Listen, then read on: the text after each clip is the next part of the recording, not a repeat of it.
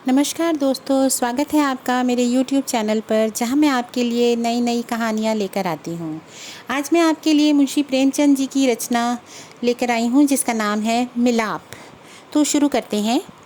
लाला ज्ञानचंद बैठे हुए हिसाब किताब जांच रहे थे कि उनके सुपुत्र बाबू नानकचंद आए और बोले, दादा, अब यहाँ पड़े पड़े जी उस्ता गया है।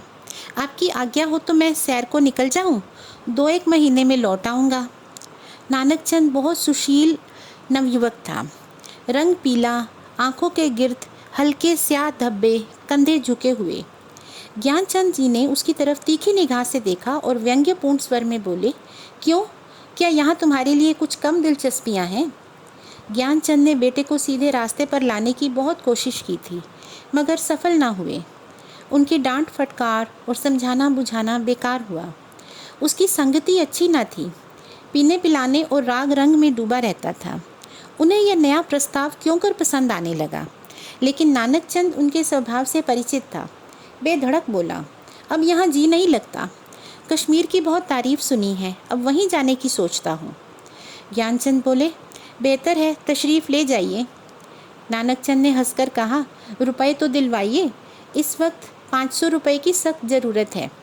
इस पर ज्ञानचंद ने कहा, ऐसी फिजूल बातों की मुझसे जिक्र न किया करो, मैं तुमको बार बार समझा चुका हूँ। नानकचंद ने हट करना शुरू किया और बूढ़े लाला इनकार करते रहे। यहाँ तक कि नानकचंद झुंझला कर बोला, अच्छा कुछ मत दीजिए, मैं यूँ ही चला जाऊँगा। ज्ञानचंद ने कलेजा मजबूत करके कहा, बेशक तुम ऐसे ही हिम्मतवर हो, वहाँ भी तुम्हारे भाईबंद बैठे हुए हैं ना। इस पर नानकचंद ने कहा, मुझे किसी की परवाह नहीं, आपका रुपया आपको मुबारक हो। नानकचंद की यह चाल कभी पट नहीं पड़ती थी।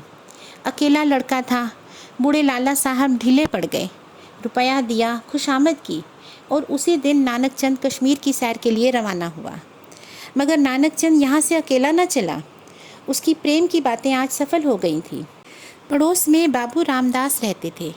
बेचारे सीधे साधे आदमी थे। सुबह दफ्तर जाते और शाम को आते। इस बीच नानकचंद अपने कोठे पर बैठा हुआ उनकी बेवा लड़की से मोहब्बत के इशारे किया करता। यहाँ तक कि अभागी ललिता उसके जाल में आ फंसी।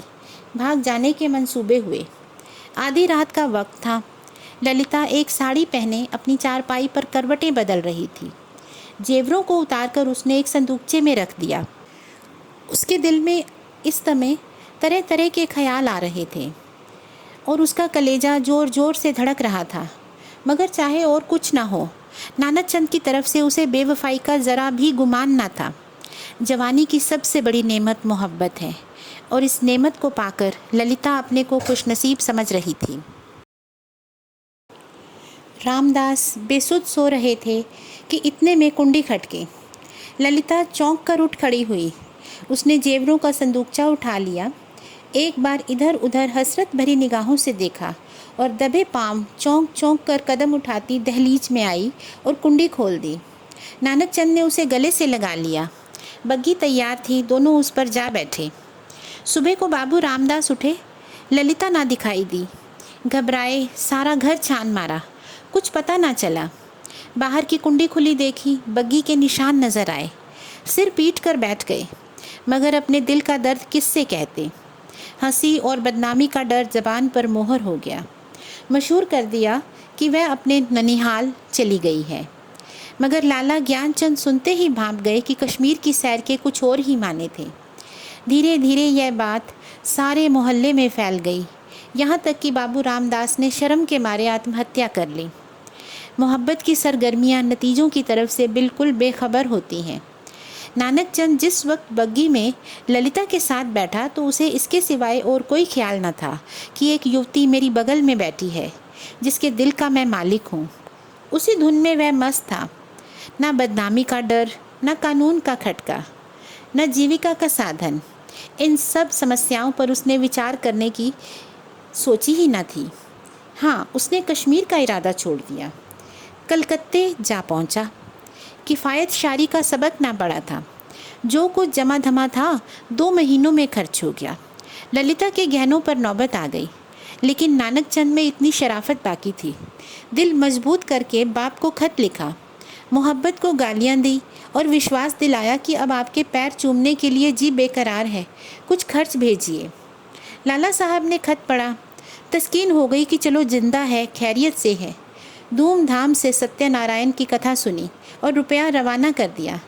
लेकिन जवाब में लिखा, खैर जो कुछ तुम्हारी किस्मत में था वह हुआ। अभी इधर आने का इरादा मत करो, बहुत बदनाम हो रहे हो। तुम्हारी वजह से मुझे भी बिरादरी से नाता तोड़ना पड़ेगा। इस तूफ़ान को उतर जाने दो। तुम्हें खर्च की तकलीफ़ न होगी, मगर इस औरत की बाह पकड़ी है तो उसका निभाह करना, उसे अपनी ब्याहता स्त्री समझो। नानक चंद के दिल पर से चिंता का बोझ उतर गया। बनारस से माहवार वजीफ़ा मिलने लगा।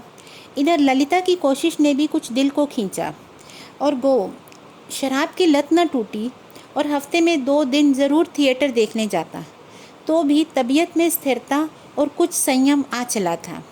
इसी तरह कलकत्ते में उसने 3 साल काटे। इसी बीच एक प्यारी सी लड़की के बाप बनने का सौभाग्य भी हुआ, जिसका नाम उसने कमला रखा। तीसरा साल गुजरा था कि नानक चंद के उस शांतिमय जीवन में हलचल पैदा हुई। लाला ज्ञानचंद का 50वां साल था, जो हिंदुस्तानी रईसों की प्राकृतिक आयु है। उनका स्वर्गवास हो गया और ज्यों ही यह खबर नानक चंद को मिली, वह ललिता के पास जाकर चीखे मार कर रोने लगा। जिंदगी के नए नए मसले अब उसके सामने आ गए। इन 3 साल की संभली हुई जिंदगी ने उसके दिल के शोहदेपन और नशेबाजी के ख्याल बहुत हद तक दूर कर दिए थे। अब उसे यह फिक्र सवार हुई कि चलकर बनारस में अपनी जायदाद का कुछ इंतज़ाम करना चाहिए, वरना सारा कारोबार धूल में मिल जाएगा। लेकिन ललिता का क्या करूं? अगर इसे वहां लिए चलता हूं तो 3 साल की पुरानी घटनाएं ताज़ा हो जाएंगी और फिर एक हलचल पैदा होगी और मुझे हुक्काम और हमजोलियों में जलील होना पड़ेगा। इसके अलावा उसे अब कानूनी औलाद की ज़रूरत भी नज़र आने लगी। यह हो सकता है कि वह ललिता को अपनी ब्याहता स्त्री मशहूर कर देता, लेकिन इस आम ख्याल को दूर करना असंभव था कि उसने उसे भगाया है। ललिता से नानक चंद को अब वह मोहब्बत ना थी जिसमें दर्द होता है और बेचैनी होती है। अब वह एक साधारण पति था, जो गले में पड़े हुए ढोल को पीटना ही अपना धर्म समझता था, जिसे बीवी की मोहब्बत उसी वक्त याद आती है जब वह बीमार होती है। और इसमें अचरज की कोई बात नहीं है अगर ज़िंदगी की नई नई उमंगों ने उसे उकसाना शुरू कर दिया। मंसूबे पैदा होने लगे जिनका दौलत और बड़े लोगों के मेल जोल से संबंध है। मानव भावनाओं की यही साधारण दशा है। नानक चंद अब मजबूत इरादे के साथ सोचने लगा कि यहाँ से क्यों ना भाग जाऊँ। अगर इसे लेकर जाता हूँ तो 2-4 दिन में ही सारा पर्दाफाश हो जाएगा। अगर हीला किए जाता हूँ तो आज के तीसरे दिन ललिता बनारस में मेरे सिर पर सवार होगी। कोई ऐसी तरकीब निकालूं कि इन संभावनाओं से मुक्ति मिले। सोचते सोचते आखिर उसे एक तदबीर सूझी। वह एक दिन शाम को दरिया की सैर का बहाना करके चला और रात को घर न आया। दूसरे दिन सुबह को एक चौकीदार ललिता के पास आया और उसे थाने में ले गया। ललिता हैरान थी कि माजरा क्या है। दिल में तरह तरह की दुश्चिंताएं पैदा हो रही थीं। वहाँ जाकर जो कैफियत देखी तो दुनिया आंखों से अंधेरी हो गई थी। नानक चंद के कपड़े खून में तरबतर थे। उसकी वही सुनहरी घड़ी, वही खूबसूरत छतरी, वही रेशमी साफ़ा, सब वहाँ मौजूद था। जेब में उसके नाम के छपे हुए कार्ड थे। कोई संदेह ना रहा कि नानक चंद को किसी ने कत्ल कर डाला। 2-3 हफ्ते तक थाने में तकरीरें होती रहीं और आखिरकार खूनी का पता चल गया। पुलिस के अफसरों को बड़े बड़े इनाम मिले। इसको जासूसी का एक बड़ा आश्चर्य समझा गया। खूनी ने प्रेम की प्रतिद्वंदिता के जोश में ये काम किया, मगर इधर तो गरीब बेगुनाह खूनी सूली पर चढ़ाया जा रहा था और वहाँ बनारस में नानक चंद की शादी रचाई जा रही थी। लाला नानक चंद की शादी एक रईस घराने में हुई।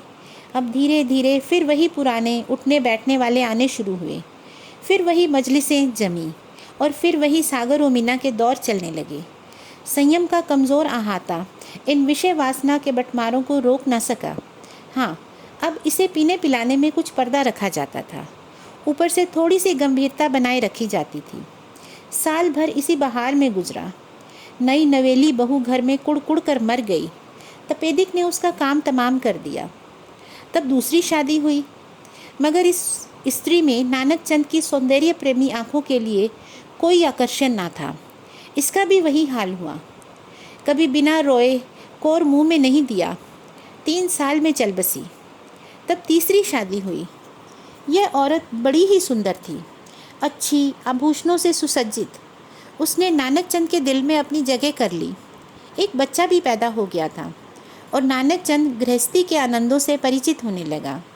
दुनिया के नाते रिश्ते अपनी ओर खींचने लगे, मगर प्लेग ने उसके सारे ही मंसूबे धूल में मिला दिए। पति प्राणा स्त्री मरी, 3 बरस का प्यारा लड़का हाथ से गया और दिल पर ऐसा दाग छोड़ गया जिसका कोई मलहम न था। उच्छृंदता भी चली गई, अय्याशी का भी खात्मा हो गया। दिल पर रंजो गम छा गया और तबीयत संसार से विरक्त हो गई। जीवन की दुर्घटनाओं में अक्सर बड़े महत्व के नैतिक पहलू छिपे हुआ करते हैं। इन्हीं संयमों ने नानक चंद के दिल में मरे हुए इंसान को भी जगा दिया।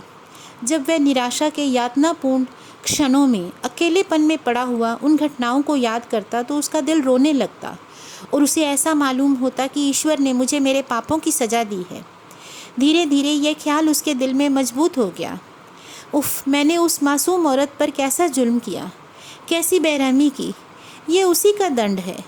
ये सोचते सोचते ललिता की मासूम सी तस्वीर उसकी आंखों के आगे खड़ी हो जाती और प्यारी मुखड़े वाली कमला अपने मरे हुए सौतेले भाई के साथ उसकी तरफ प्यार से दौड़ती हुई दिखाई देती। इस लंबी अवधि में नानक चंद को ललिता की याद तो कई बार आई थी, मगर भोग विलास, पीने पिलाने की उन कैफियतों ने कभी उस ख्याल को जमने नहीं दिया। एक धुंधला सा सपना दिखाई दिया और बिखर गया। मालूम नहीं दोनों मर गई हैं या जिंदा हैं। अफसोस, ऐसी बेकसी की हालत में मैंने उनकी सुध तक न ली। उस नेक नामी पर धिक्कार है जिसके लिए ऐसी निर्दयता की कीमत देनी पड़े। यह ख्याल उसके दिल पर इस बुरी तरह बैठा कि एक रोज़ वह कलकत्ता के लिए रवाना हो गया। सुबह का वक्त था। वह कलकत्ते पहुंचा और अपने उसी पुराने घर को चला। सारा शहर कुछ बदल सा गया था। बहुत तलाश के बाद उसे अपना पुराना घर दिखाई दिया। उसके दिल में ज़ोर से धड़कन होने लगी और भावनाओं में हलचल पैदा हो गई। उसने एक पड़ोसी से पूछा, इस मकान में कौन रहता है? बूढ़ा बंगाली था। बोला, हम ये नहीं कह सकता कौन है कौन नहीं है। इतना बड़ा मुल्क में कौन किसको जानता है। हाँ, एक लड़की और उसकी बूढ़ी माँ, 2 औरतें रहता है। विधवा है, कपड़े की सिलाई करता है। जब से उसका आदमी मर गया तब से यही काम करके अपना पेट पालता है। इतने में दरवाज़ा खुला और एक 13-14 साल की सुंदर लड़की किताब लिए बाहर निकली। नानक चंद पहचान गया, ये कमला है। उसकी आंखों में आंसू उमड़ आए। बेअख्तियार जी चाहा उस लड़की को छाती से लगा ले। कुबेर की दौलत मिल गई। आवाज़ को संभाल कर बोला, बेटी जाकर अम्मा से कह दो बनारस से एक आदमी आया है। लड़की अंदर चली गई। थोड़ी देर में ललिता दरवाजे पर आई। उसके चेहरे पर घूंघट था और गोद सौंदर्य की ताजगी ना थी, मगर आकर्षण अब भी था। नानक चंद ने उसे देखा और एक ठंडी सांस ली। पतिव्रत और धैर्य और निराशा की सजीव मूर्ति सामने खड़ी थी। उसने बहुत जोर लगाया मगर जब्त ना हो सका, बरबस रोने लगा। ललिता ने घूंघट की आड़ से उसे देखा और आश्चर्य के सागर में डूब गई। वह चित्र जो हृदय पट पर अंकित था और जो जीवन के अल्पकालिक आनंदों की याद दिलाता रहता था, जो सपनों में आकर कभी खुशी के गीत सुनाता था और कभी रंज के तीर चुभाता था, इस समय सजीव सचल सामने खड़ा था। ललिता पर एकदम बेहोशी छा गई। कुछ वही हालत जो आदमी की सपने में होती है। वह व्यग्र होकर नानक चंद की तरफ बढ़ी और रोती हुई बोली, मुझे भी अपने साथ ले चलो। मुझे यहाँ अकेले किस सहारे छोड़ गए हो। मुझसे अब यहाँ नहीं रहा जाता। ललिता को इस बात की जरा भी चेतना न थी कि वह उस व्यक्ति के सामने खड़ी है जो एक ज़माना हुआ मर चुका, वरना शायद वह चीख कर भागती। उस पर एक सपने की सी हालत छाई हुई थी, मगर जब नानक चंद ने उसको सीने से लगाकर कहा, ललिता अब तुमको अकेले ना रहना पड़ेगा, मैं तुम्हें अपनी आंखों की पुतली बनाकर रखूँगा। मैं इसीलिए तुम्हारे पास आया हूँ। मैं अब तक नरक में था, अब तुम्हारे साथ स्वर्ग का सुख भोगूंगा। तो ललिता चौंकी और छिटक कर अलग होती हुई बोली, आंखों को तो यकीन आ गया मगर दिल को नहीं आता। ईश्वर करे यह सपना ना हो। और इस तरह से नानक चंद ने अपने प्रेम को वापस पा लिया, अपनी पुत्री को पा लिया। हाँ, सच्चे प्रेम को समझने में उसे बहुत समय लग गया। तो दोस्तों, इसी तरह की और कहानियाँ सुनने के लिए आप मेरे चैनल को लाइक, शेयर और सब्सक्राइब ज़रूर करें। मुंशी प्रेमचंद जी की कहानियों से हमें कई जगह जीवन की प्रेरणा मिलती है और कई जगह ये हमारे मन को हंसाती हैं, रुलाती हैं। इन कहानियों को सुनने के लिए आप सभी का धन्यवाद।